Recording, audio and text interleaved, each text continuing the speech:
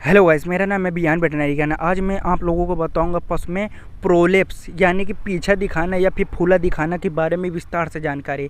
अगर आज आप लोगों को विस्तार से प्रोलेप्स के बारे में मैं बिल्कुल बताऊंगा। अगर आपको वीडियो अच्छी लगी तो लाइक और सब्सक्राइब जरूर करना और बेल आइकन को दबाना बिल्कुल ना भूलना।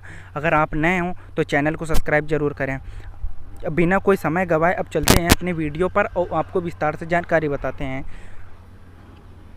प्रोलेप्स के प्रकार पहले बताऊंगा। तो मतलब इसमें लिखा है types of prolapse in animal, मतलब पशु में प्रोलेप्स के कितने प्रकार होते हैं। एक होता है पहला नंबर योनि का प्रोलेप्स, जिसे हम लोग वेजाइनल प्रोलेप्स से भी कह सकते हैं। प्रेगनेंसी के अंतिम महीने में ये बहुत ज़्यादा होता है। पशु को अगर ब्याना है, ब्याने से ये लगभग 20 दिन 25 दिन या 7 महीने की जब प्रेगनेंसी है तब पशु जो होता है अधिकतर योनि का प्रोलेप्स से करता है। योनि का हिस्सा इसमें बाहर आ जाता है और बाहर निकला हुआ लाल लाल दिखाई देता है, जो बहुत ही ज़्यादा देखने में ख़राब लगता है।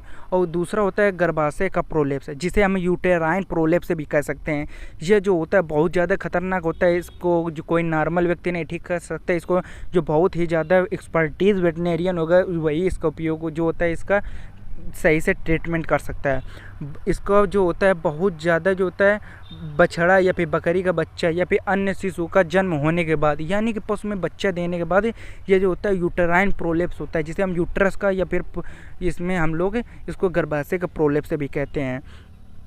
पूरा गर्भाशय उल्टा होकर यानी कि योनि से बाहर आ जाता है, उलट कर पशु को बच्चे देने के बाद वो उलट कर वापस बाहर आ जाता है। एक होता है रेक्टल पाल्पेशन, मतलब कि जो होता है ये बहुत ज़्यादा पाया जाता है। जो इसमें ये नॉर्मली भी पाया जाता है केस में, जिसे रेक्टल प्रोलेप्स से भी कहते हैं।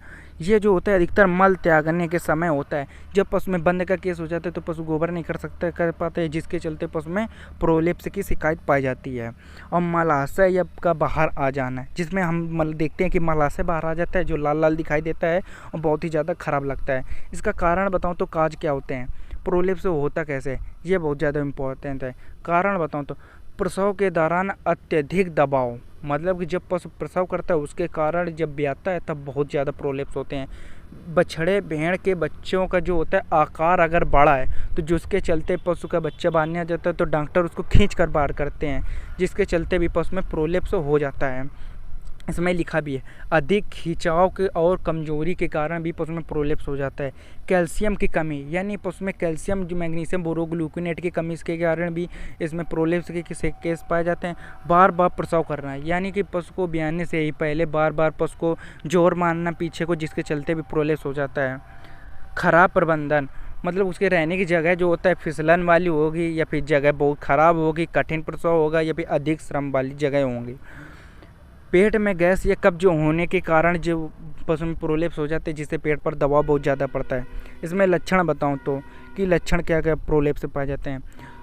योनि गर्भाशय और रेक्टम का जो होता है बाहर आ जाता है। योनि मतलब कि जो आप समझते हैं, योनि मतलब वेजाइना, गर्भाशय मतलब यूट्रस, और रेक्टम जो होता है रेक्टल पाल्पेशन उसके द्वारा बाहर आ जाता है। जो होता है सूजन जो होता है लालिमा युक्त बाहर दिखाई देते हैं, जो एकदम लाल लाल दिखाई देता है, बहुत ख़राब फूल जैसा दिखाई देता है। और उसके साथ में पशु जो होता है बहुत ज़्यादा बेचैनी और दर्द महसूस करता है। पेशाब या मल त्यागने में बहुत ज़्यादा कठिनाई होती है। कभी कभी रक्तस्राव बहुत ज़्यादा होता है। और जो बहुत ज़्यादा ख़राब है कि उसके अगर पशु को खून बहुत ज़्यादा ब्लड स्पिलिंग बहुत ज़्यादा होगा, उसके चलते पशु बीमार जल्दी हो पड़ जाएगा। उसके साथ में उपचार बताऊँ तो नोट, इसका जो होता है उपचार हमेशा अपने बहुत ज़्यादा एक्सपर्टीज़ वेटनेरियन, बहुत ज़्यादा जो वेटनेरियन डॉक्टर होते हैं उन्हीं से इसका उपचार कराना है। साफ़ सफाई का बहुत ज़्यादा ध्यान दें। बाहर निकले अंग को ठंडे पानी या कीटाणुनाशक घोल, जैसे हम पोटेशियम परमैंगनेट पीपी की 1% ओनली ऑन 1% सॉल्यूशन से हमको प्रोलेप्स के भाग को धोना है। बर्फ़ की सिकाई करना है या फिर ग्रिसलिन या फिर चीनी का बूरा या फिर शक्कर को, जिसे हम पीस कर उसके यूट्रस में लगा सकते हैं और धुलेंगे तो उससे आकार छोटा हो जाता है। पशु का और क्या उपचार कर सकते हैं। स्वस्थ हाथों और लुब्रिकेंट्स धीरे धीरे बाहर निकले हुए अंगों को अंदर डालें। हाथ में बहुत अच्छे से लुब्रिकेंट लगाएं, उसके साथ तो पशु के प्रोलेप्स को अंदर झेलें और उसके बाद में बहुत अच्छे से उसको देखभाल करें।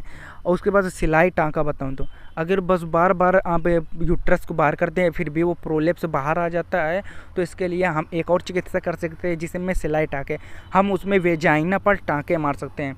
जो बहुत ही ज़्यादा सरल टेक्निक है, लेकिन अपने एक्सपर्टीज़ वेटनेरियन से ये सब कराना है।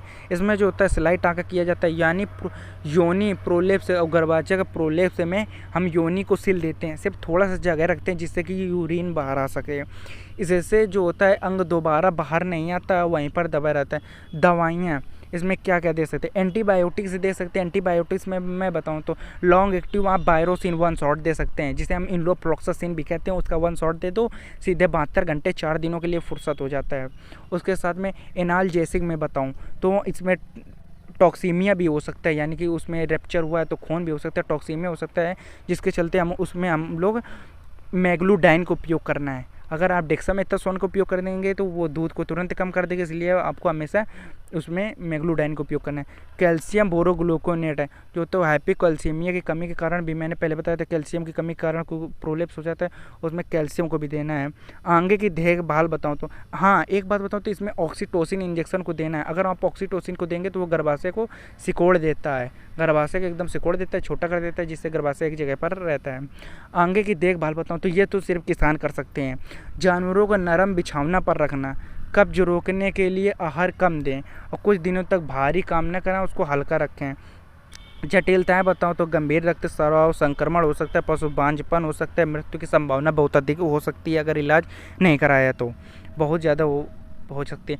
अगर आपको यही इलाज कराना है तो आप अपने एक्सपर्टीज़ वेटनेरियन से कराएं, खुद ना करने का प्रयास करें।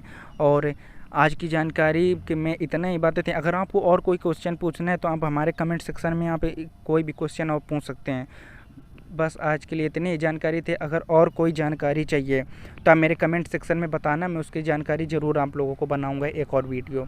अगर आपको आज वीडियो पसंद आए तो लाइक करें, सब्सक्राइब करो, चैनल को सब्सक्राइब करना ना भूलें, बेल आइकन को ज़रूर दबाएं। आज के लिए इतनी ही जानकारी थी। चलो चलते हैं दोस्तों, नमस्कार।